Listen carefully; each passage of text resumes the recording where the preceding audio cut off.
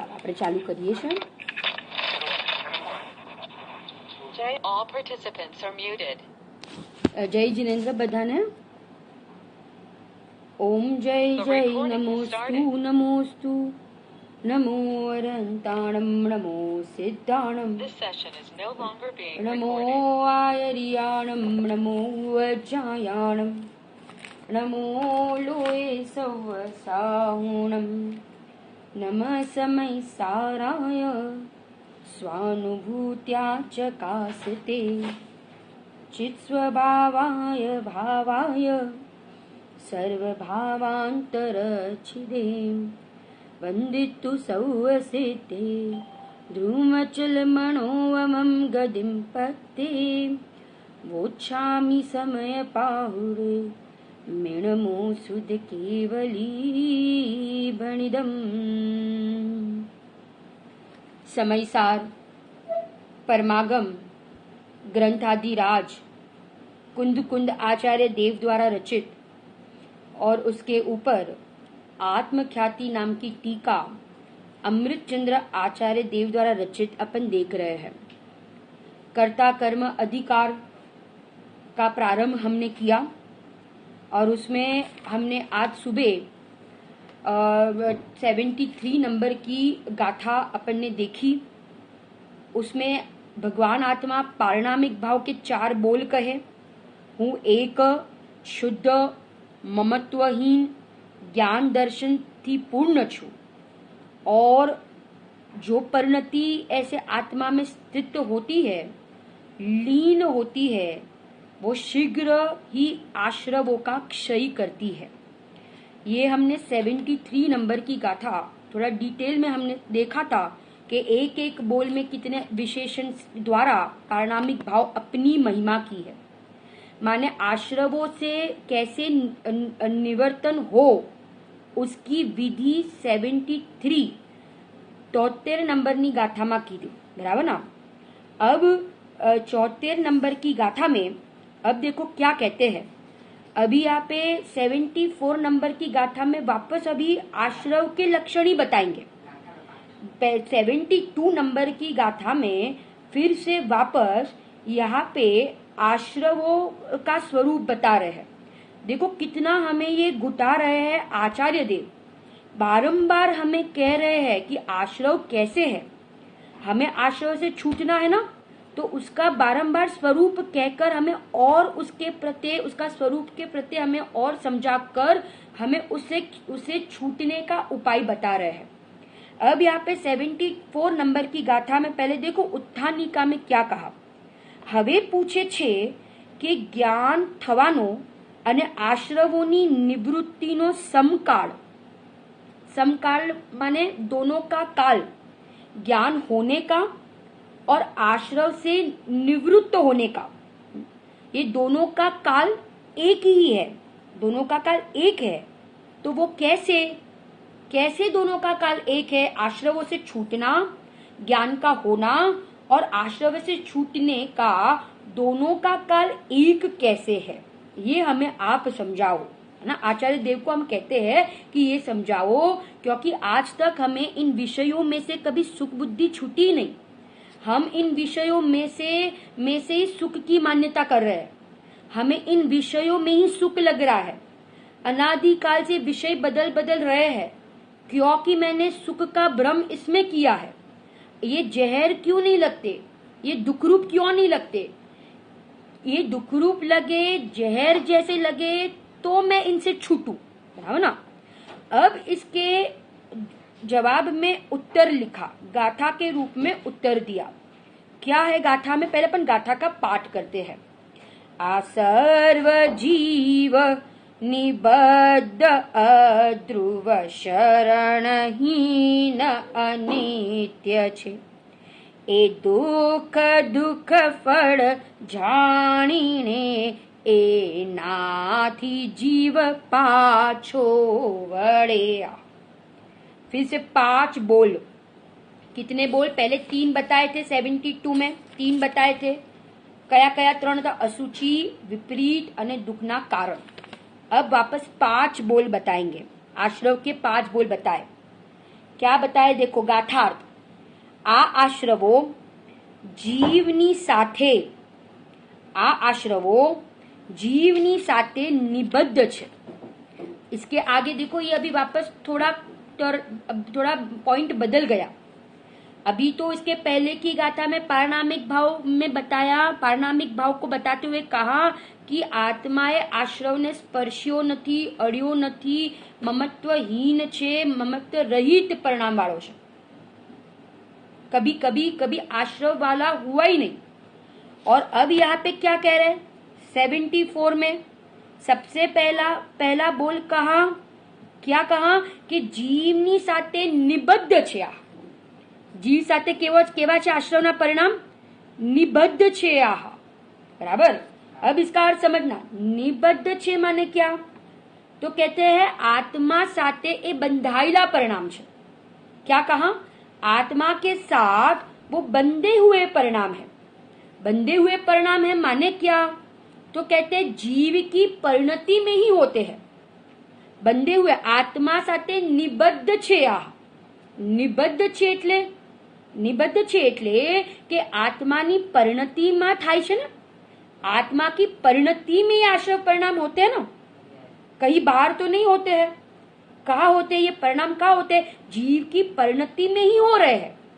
इसीलिए पहले बोल में कहा कि जीव साथे निबद्ध છે। આ કેવા પરિણામ છે, કેવા છે, તો કે जीव साथे निबद्ध છે। जीव साथे निबद्ध છે माने जीव साथे बंधाયેલા છે। जीव के साथ बंधाइले हैं माने कि जीव की परिणति में ही ये रागादि भाव हो रहा है, कहीं दूसरी जगह पे नहीं हो रहा है, उसकी पर्याय में ही हो रहा है। लगना तो चाहिए कि हमें ये कषाय के परिणाम, ये इच्छा के परिणाम है ना, ये कहा ना 6 डाला में, यह राग आग दहे सदा, ये आग उत्पन्न करने वाले परिणाम है। अब आपका प्रश्न होगा, है ना, हमारा प्रश्न हो सकता है कि निबद्ध છે એટલે બંધાયેલા છે तो छूटશું કેવી રીતે, आत्मा साथे बंधाइला परिणाम છે तो हम छूटेंगे कैसे। तो फिर दूसरे बोल में कह दिया कि आत्मा आश्रयना परिणाम अध्रुव છે। आश्रयना परिणाम केवा છે, आश्रव के परिणाम अध्रुव है माने निश्चिंत થઈ જઈએ, कोई प्रकारनी चिंता करवा जेवी નથી, किसी की चिंता करने जैसी नहीं है। क्योंकि भले निबद्ध है, जीव की परिणति में होते हैं, पर्याय में होते हैं, परंतु दूसरे बोल में ही हमें एकदम निर्भर कर दिया।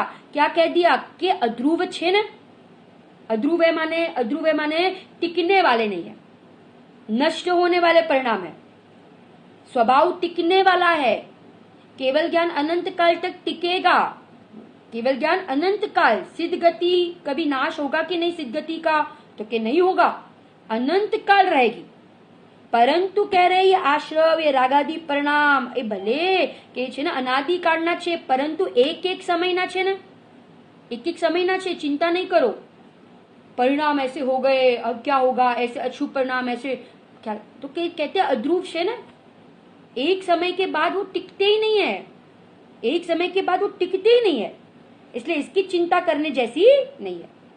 तीसरा बोल कहा, तीसरा बोल में कहा अनित्य है। कैसे है आश्रव के परिणाम, अनित्य। अनित्य एक बोल का अपन खुलासा करेंगे। अनित्य माने यहाँ पे कहते हैं बदल जाते हैं परिणाम, बदल जाते हैं। क्या हो जाते हैं, बदल जाते हैं ना। अब उसका खुलासा अपन टीका में आएंगे ना तब करेंगे, अभी करेंगे खुलासा। परंतु पहले अपन 5 बोल देखो क्या कहे, निबद्ध छे, अध्रुव छे, अनित्य छे, टकवा वाला नहीं, अनित्य छे, तेमज अशरण छे। आश्रव के परिणाम कैसे है देखो, और अपने को दृढ़ करा रहे कि बिल्कुल इसका विकल्प मत करो, बिल्कुल इसकी चिंता मत करो, क्योंकि आश्रव अध्रुव, अनित्य અને तेमज केवू, तेमज केवा छे तो के छे अशरण छे, अशरण छे। भगवान आत्मा के अभी इसके सामने अपन 5 बोल कहेंगे, है ना। अशरण छे, वड़ी तेवो दुखरूप छे। देखो ये बोल में कहा कि वर्तमान में दुखरूप छे, वर्तमान में दुखरूप, અને दुखज જેમનું ફળ, दुखज જેમનું ફળ माने भविष्य में भी वे दुख के कारण है। वर्तमान में तो दुख के कारण, दुख रूप, दुख स्वरूपी, परंतु भविष्य में भी भविष्य में भी वो दुख का कारण है। किसका कारण है? दुख का कारण है। वर्तमान में तो दुख रूप है, परंतु कह रहे हैं कि उसका जो फल मिलेगा वो भी दुख रूप है। उसका जो फल मिलेगा ना वो भी दुख रूप है। दुख જ જેમનું ફળ છે એવું જાણીને જ્ઞાની તેનાથી નિવૃત્તિ કરે છે। આવું જાણીને, કેવું જાણીને? 5 બોલ કહે। कौन से 5? सबसे पहले कहा है जीव साथे निबद्ध છે, અધ્રુવ છે, અનિત્ય છે, અશરણ છે, દુઃખરૂપ છે અને એનું ફળ પણ દુઃખરૂપ છે।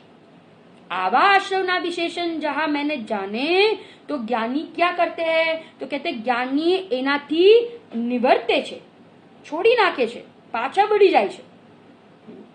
अब भगवान आत्मा को खड़ा करो। अब 5 बोल भगवान आत्मा के लियो इसके सामने, कैसे लेंगे? तो कहते हैं कि सबसे पहले का ये आश्रव अध्रुव है ना, भगवान आत्मा आश्रव निबद्ध। तो भगवान आत्मा देखो, ये निबद्ध वाला जो पॉइंट है ना, उसमें भगवान आत्मा कैसा है? तो कहते मुक्त स्वरूप है। कैसा है? मुक्त स्वरूप है ना। गुरुदेव ने कैसा लिया है देखो, निबद्ध, बाद में वो बताएंगे, पहले आप लिखना मुक्त स्वरूप है। दूसरा यहाँ पे कहा कि अध्रुव छे, दूसरा का आश्रव अध्रुव छे, तो भगवान आत्मा ध्रुव छे। भगवान आत्मा कैसा है? ध्रुव। तीसरा का आश्रव अनित्य, तो भगवान आत्मा एनी सामे, उसके सामने नित्य है। आश्रव अशरण, तो भगवान आत्मा शरणभूत, ये आश्रव दुखरूप और भगवान आत्मा सुखरूप, सुख स्वभावी, सुख का खान। और 5वां कहा कि भगवान आत्मा दुख का, आश्रव दुख का कारण, दुख आश्रव के फल में भी दुख, तो भगवान आत्मा सुख का कारण है, उसके फल में भी सुख मिलेगा। 5 ख्याल आए? 5 बोल है ना। ये 5 बोल आश्रव के, और उसके सामने 5 बोल किसके कहे? भगवान आत्मा के। अब देखो टीका में दृष्टांत से समझाएंगे। अब क्या समझाएंगे? दृष्टांत से अपन देखते हैं। यहाँ पे आश्रव माने आप लिखना, आश्रव माने यहाँ पे मेन आश्रव किसको कहा? तो आप लिखना कि मोह भाव को आश्रव कहा। मिथ्यात्व के परिणाम, आत्मा की अरुचि के परिणाम, आत्मा को पीट देने वाला, आत्मा की विराधना करने वाले जो परिणाम है, उसको यहाँ पे आश्रव कहा। आश्रव मेन आश्रव, रागादि भाव तो आश्रव है ही, परंतु अभी तो ये अज्ञानी में से ज्ञानी होना है ना, तो यहाँ पे आश्रव आप लेना कि जो आत्मा के अरुचि वाले परिणाम है ना, रुचि नहीं थती ना, ये परिणाम को इधर आश्रव कहा। उसको ही तो क्रोध कहते हैं। पूज्य बेनश्री कहते हैं ना कि ये वाणी सुनकर अच्छी लगे, ये वाणी सुनने के बाद सच्ची लगे, और ये वाणी सुनने के बाद ऐसा लगे कि ये मेरे हित की बात है। कैसा लगे कि ये मेरे हित की बात है, किसी और का हित हो या ना हो, परंतु ये तो मेरे हित की बात है ना। ऐसा सुनते ही पूज्य बेनश्रीनो बोल छे ने कि सोसरवट काळजे घा वागे छे। पंडित टोडरमल जी की भाषा में कहे कि अहो, मुझे तो इन बातों की खबर ही नहीं थी। उल्लास आना चाहिए, एकदम आनंदित हो जाए। कितनी गजब की बात है, ऐसी बात तो कहीं नहीं है। जो अपन यहाँ पे ये बात कर रहे हैं ना, ये सेम टू सेम ये बात कहा ही है भगवान की वाणी में, तीर्थंकर भगवान की वाणी में। अभी हाल में वर्तमान में विदेश क्षेत्र में ये अभी ओम ध्वनि खिल रही है। सौधर्म इंद्र चक्रवर्ती आदि ये सब वहां पे वाणी सुनने जा रहे हैं। और हम कितने भाग्यशाली पुण्यशाली है कि अभी जो समूह शरण में भगवान आत्मा के डंके बज रहे हैं, जिस भगवान आत्मा की इतनी महिमा तीर्थंकर की वाणी में हो रही है, उसी भगवान आत्मा की बात हमें इस पंचम काल में मिल गई। इस निकृष्ट काल में हमें कितनी ऊंची बात मिल गई है। संसार से रहित होने की, पंच परावर्तन से रहित होने की बात हमें इस भव में मिल गई। माने गुरुदेव मिल गए, माने ऐसा लग रहा है कि जैसे हम चौथे काल में है, हमें पंचम काल लगता ही नहीं। हमें कहाँ याद आता है कि कोई कोरोना वायरस जैसा उदय बाहर में चल रहा है, हमें याद ही नहीं है, हमें तो फुर्सत ही नहीं है। हम अपने स्वाध्याय चिंतन में से हमें फुर्सत नहीं मिलती, हमें पता ही नहीं, याद ही नहीं आता, विकल्प ही नहीं आता है कि कोरोना वायरस जैसा उदय चल रहा है, भूल जाते। ये बात ही इतनी जबरदस्त है, मजेदार बात है, इस बात को सुनने में आनंद आना चाहिए। तो ये कहते हैं कि जीव पात्र है, कि वो चाहे जीव पात्र जीव है। अब ये 5 बोल आश्रव के और सामने भगवान आत्मा को के 5 विशेषण कहे। अब देखो टीका में क्या कहते हैं। टीका में कहा कि वृक्ष अने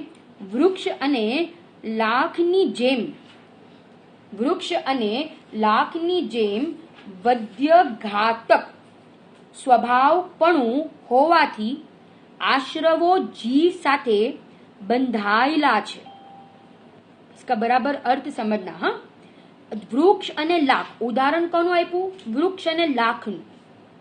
જેમ વદ્યઘાતક સ્વભાવપણું હોવાથી વૃક્ષ અને લાખની વચ્ચે કયો સંબંધ છે? कौन सा संबंध है? वद्यघातक संबंध। अब ये वद्यघातक संबंध क्या होता है? वद्यघातक संबंध क्या है तो लिखना, वृक्ष जो है ना, वृक्ष वो है वद्य। वद्य माने घात थवा लायक, घात होने लायक, यानी जिसका घात होता है, वृक्ष का घात होता है तो वो है वद्य। वो कौन है? वो है वद्य। और लाख वृक्ष का घात करता है, इसीलिए लाख है घातक। क आया ना पीछे, क आया ना, तो क माने करने वाला। क माने क्या? क माने करने वाला। क्या करने वाला? घात करने वाला, ऐसा याद रखो। घातक, कौन घातक? तो कहते लाख।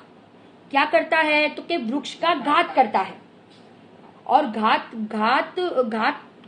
किसका होता है? तो कहते वृक्ष का घात होता है, इसलिए वो वद्य है। जिसका घात होता है वो वद्य, और जो घात करता है वो है घातक। वृक्ष है वद्य और लाख है घातक। अब कहते हैं ऐसे ही आत्मा और आश्रव के बीच में, आत्मा और आश्रव के बीच में वद्य घातक संबंध है। कैसा संबंध है? वद्य घातक। अब आत्मा और आश्रव में कौन वद्य और कौन घातक? कौन वद्य? तो कहते हैं आत्मा है वद्य और आश्रव है घातक। आत्मा है वद्य और आश्रव है घातक। आश्रव कौन छे? घातक, आत्मा का घात करने वाला। और आत्मा है वद्य। अब गुरुदेव ने एक जबरदस्त प्रश्न यहाँ पे उठाया, शु द्रव्यनु क्यारे घात थाय? क्या द्रव्य का कभी घात होता है? तो यहाँ पे का द्रव्य का घात नहीं हो रहा है, स्वभाव का घात नहीं हो रहा है, पर्याय का घात हो रहा है। कहने में ऐसा आता है आत्मा का घात, क्योंकि वो पर्याय किसकी है? आत्मा की है ना। परंतु स्वभाव का घात नहीं हो रहा है। किसका घात हो रहा है? पर्याय का घात हो रहा है। अपने को समझने का क्या है कि पर्याय में घात हो रहा है। पर्याय में घात हो रहा है ना, शांति का घात हो रहा है, शांति भंग हो रही है ना। जब ये आश्रव के परिणाम होते हैं, राग के परिणाम होते हैं, तब आत्मा की शांति भंग होती है ना। तो पर्याय का घात हुआ। किसका घात हुआ? पर्याय का। त्रिकाली ध्रुव भगवान आत्मा का नहीं। जब पुण्य पाप के भाव होते हैं ना, तब आत्मा की शांति नो શું થાય છે? घात થાય છે। आप भंग થાય છે। अपनी बात तो है ही, ये तो अपनी शांति तो भंग हो रही है, मोह परिणाम है इसलिए। परंतु देखना आप मुन्नी दशा की बात, मुन्नी दशा माने 3 कषाय चौकड़ी के अभाव वाले मुनिराज शुद्धोपयोग में से बाहर आते हैं ना, शुभ उपयोग में आते हैं। तो और वो शुभ उपयोग के परिणाम, वो आश्रव के परिणाम, वो है घातक। किसका घात कर रही है? मुनिराज के शुद्धोपयोग का घात कर रही है। किसका घात? शुद्ध उपयोग का। क्योंकि छठे में आए ना, अपने गुणस्थान में किया ना कि छठे में आए तो शुभ उपयोग आ गया, तो शुद्ध उपयोग से च्युत हो गए ना मुनिराज। तो उतना वो शुद्ध उपयोग का घात हुआ कि नहीं हुआ ना। इसलिए मुनिराज के लिए भी वो शुभ परिणाम क्या है? तो कहते घातक छे અને शुद्ध उपयोग भंग થાય છે, એટલે वो आत्मा वद्य है। तो अपनी तो क्या बात है, हर समय ये शुभ अशुभ परिणाम के कारण हर समय हम आत्मा की शांति का क्या करते हैं, घात कर रहे हैं, घात कर रहे हैं। कहा लगे, जब लगे ये राग दुख रूप, लगे ये राग आकुरता वाला, लगे कि राग में आग है ना, ये मुझे संसार में फंसा देगा, लगे कि ये तिरस्कारी परिणाम है, ये मुझे खूब संसार में रखड़ाएंगे, ये परिणाम छोड़ने लायक है, तब क्या करेगा, तो ये परिणाम से छूटेगा। लगे तो लगे ये भव बढ़ाने के कारण है, ऐसा लगे तब तो ये आश्रव से छूटने का क्या करे, उपाय करे। भवनो भय जेने लागी जाय, भगवान बनवा तैयार थाय, रुचि महिमा आवी जाय, बंधन संसार नो रस छूटी जाय, बंधन सगड़ा टूटी जाय, भगवान बनवा तैयार थाय। हम अपने छोटे छोटे उदय में हम कितना रोते हैं, हम कितना बंद कर देते हैं। हम दूसरे के उदय को देखो, दूसरे के जीवन में कैसे कैसे उदय चलते हैं। हम दूसरे के जीवन के उदय देखें तो हमें पता चले कि ये जो हमारे अभी जो कोई उदय चल रहे हैं वो कुछ भी नहीं है। हम ऐसा पॉजिटिव सोचेंगे तो हमारे कर्म की निर्जरा होगी। आप देखो अभी कोरोना वायरस के उदय में लोगों को खाने को नहीं मिल रहा है, कितने कितने जीवों का मरण हो गया। विचार करो, अपने यहाँ ये जो उदय है ना, ये कुछ भी नहीं है, कोई दम नहीं है इनमें। दमदार तो एक आत्मा है। प्रसन्न हो जाओ कि आत्मा को कुछ हुआ ही नहीं। इतना सुरक्षित तत्व, इतना दमदार तत्व, ऐसा जीवंत तत्व हमें गुरुदेव ने बता दिया, कितनी शांति मिलती है। अब यहाँ पे देखो क्या कहते हैं ना, यहाँ पे कहा कि पहले तो ये संबंध समझाया कि आत्मा और आश्रव के बीच में भी कौन सा संबंध है, वध्यघातक संबंध। कयो संबंध, वध्यघातक। अब देखो, जीव साथे બંધાયેલા છે, વદ્યઘાતક ભાવપણું હોવાથી આશ્રવો જીવ સાથે કેવા છે, जीव साथे બંધાયેલા છે। બંધાયેલા का अर्थ किया ना, उसकी पर्याय में है, पर्याय में होते हैं। परंतु अब क्या कह रहे हैं, अविरुद्ध स्वभावपणानो अभाव, अविरुद्ध स्वभावपणानो अभाव माने अविरुद्ध स्वभावपणानो अभाव, एनो बीजी रीते अर्थ करो तो विरुद्ध स्वभाव वाला है। कौन, राग, आश्रव। आत्मा અને આશ્રવ બે વચ્ચે કયો સ્વભાવ છે, વિરુદ્ધ સ્વભાવ છે। વિરુદ્ધ સ્વભાવ છે, અવિરુદ્ધ स्वभावपणाનો अभाव છે। अविरुद्ध स्वभावपणानो माने विरुद्ध नहीं होने जैसे जो परिणाम थे उसका आश्रव में अभाव है। माने विरुद्ध स्वभाव वाला है। अविरुद्ध स्वभाव नो अभाव माने अविरुद्ध ज्ञान स्वभाव जो है ना, ज्ञान स्वभाव है वो अविरुद्ध स्वभाव वाला है आत्मा के साथ। आत्मा और ज्ञान के बीच में अविरुद्धपना है। आत्मा और ज्ञान के बीच में कैसा है, लिखना आप, एक संबंध लिख लो, आत्मा और ज्ञान के बीच में अविरुद्धपना और आत्मा और आश्रय के बीच में विरुद्धपना है ना। माने अविरुद्धपना का अभाव है। अविरुद्धपना का अभाव है किसके बीच में, आत्मा और आश्रय के बीच में। तो अविरुद्धपणानो अभाव होवाना कारणे, अभाव होवाथी तेवो जीव ज नथी। वो कौन नहीं है, तो कहते हैं वे जीव नहीं है। ख्याल आ रहा है, वे जीव नहीं है। क्योंकि दोनों के बीच में कौन सा स्वभाव है, विरुद्ध स्वभाव है। कैसा स्वभाव है, विरुद्ध स्वभाव है। अब देखो काउंट्स में क्या लिखा है, લાખના નિમિત્તથી પીપળ આદि વૃક્ષનો નાશ થાય છે। લાખના નિમિત્તથી પીપળ આદि વૃક્ષનો શું થાય છે, નાશ થાય છે, બરાબર। લાખ ઘાતક અર્થાત હણનાર, હણનાર છે ને, લાખ ઘાતક હણનાર છે, અને વૃક્ષ વદ્ય અર્થાત હણવા યોગ્ય છે। देखो दो नाम और दूसरे आए, क्या नाम आए, लाख हणनार छे અને વૃક્ષ હણવા યોગ્ય છે। જે હણાય છે उसको कहेंगे, જે હણાય છે बराबर, वृक्ष हणाय છે माने वो घातक है नहीं, वो वध्य है। और आश्रव के परिणाम ए हणनार छे माने ए हणे छे, नाश करे छे माने वो परिणाम कैसे घातक है, हणवा योग्य छे। आ रीते लाख अने वृक्षनो स्वभाव एकबीजाथी विरुद्ध छे। दृष्टांत में दो विरुद्ध बताया। क्या विरुद्ध बताया? जैसे वृक्ष और लाख, ये विरुद्ध है ना, ये विरुद्ध है, क्योंकि एक है घात करने वाला और दूसरे का घात होता है, इसलिए दोनों कैसे स्वभाव वाले हैं? विरुद्ध स्वभाव वाले हैं। ऐसे विरुद्ध स्वभाव विरुद्ध छे, एक बीजाथी विरुद्ध छे, માટે લાખ વૃક્ષ સાથે માત્ર બંધાયેલી જ છે, માત્ર બંધાયેલી છે। માત્ર બંધાયેલી છે માને, मात्र बंधाई छे माने उस रूप हुआ नहीं है वृक्ष, लाख रूप थयो नहीं वृक्ष, खाली बंधाई छे। समझ में आ रहा है? लाख रूप हुआ नहीं है, इसलिए कहा कि बंधायेलू छे। समझ में आ रहा है? बंधायेलू छे। जो यहाँ गुरुदेवश्री नो खुलासो आपणे जोईए, शुं कीधुं छे गुरुदेवश्रीए के पर्यायमां पुण्य पापना भाव थाय छे ते विरुद्ध स्वभाव होवाथी घातक छे। आश्रवो घातक छे, आत्मा वध्य छे। आ द्रव्यनी बात नहीं, पर्यायनी बात है। जो आई गयो ने, पर्यायनी बात है। इधर द्रव्य का घात नहीं हो रहा, किसका घात हो रहा है? पर्याय का घात हो रहा है।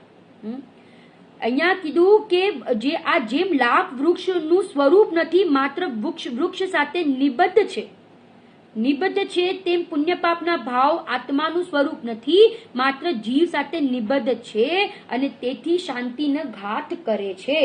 शुं करे छे? शांतिनो शुं करे छे? घात करे छे।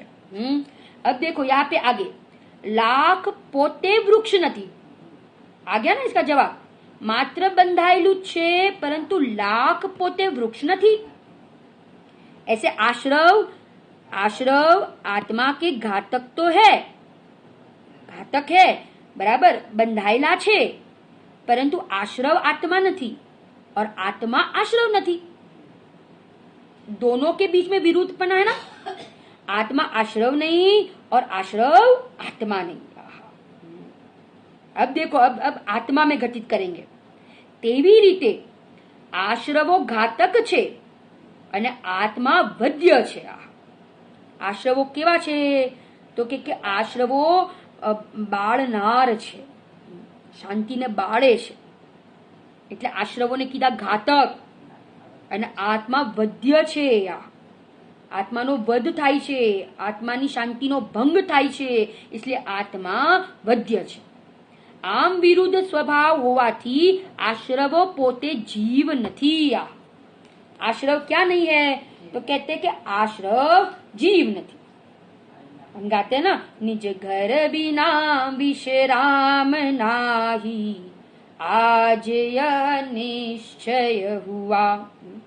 निज घर बिना विश्राम नाही, शुभ अशुभ परिणाम में कहा विश्राम है? कहा विश्राम है? अपने निज घर के बिना कहीं विश्राम नहीं। शांति भंग करने वाले ये है। आप देखो निरंतर इन परिणामों में कितनी आकुलता है कि नहीं। और मुनिराज दिन रात आत्मा का चिंतन कर, दिन रात आत्मा का चिंतन, मृद संभाषण में वही कथन। वही कथन, हाँ, उसी का मनन, उसी का विचार। परंतु कहते हैं कि शुभ अशुभ परिणाम तो कैसे गियर जैसे है। शुभ अशुभ परिणाम जैसे गियर बदलते हैं ना, गियर, ऐसे ये शुभ अशुभ परिणाम बदलने वाले हैं, निरंतर बदलते हैं। इसमें कहीं चैन नहीं, ये बेचैनी वाले, बेचैन हो जाता है जीव इसमें। कौन से परिणाम में? शुभ और अशुभ।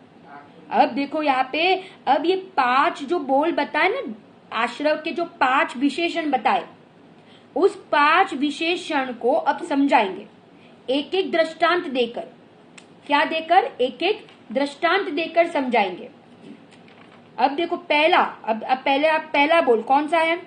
अब पहला बोल तो समझाया, ये समझाया ना। पहला बोल निबद्ध वाला जो बोल था ना, पहला समझना बराबर, ये निबद्ध वाला जो बोल था ना पहला, उस निबद्ध वाले बोल में ही ये वृक्ष और लाख को समझाया। दृष्टांत ये वृक्ष और लाख का था।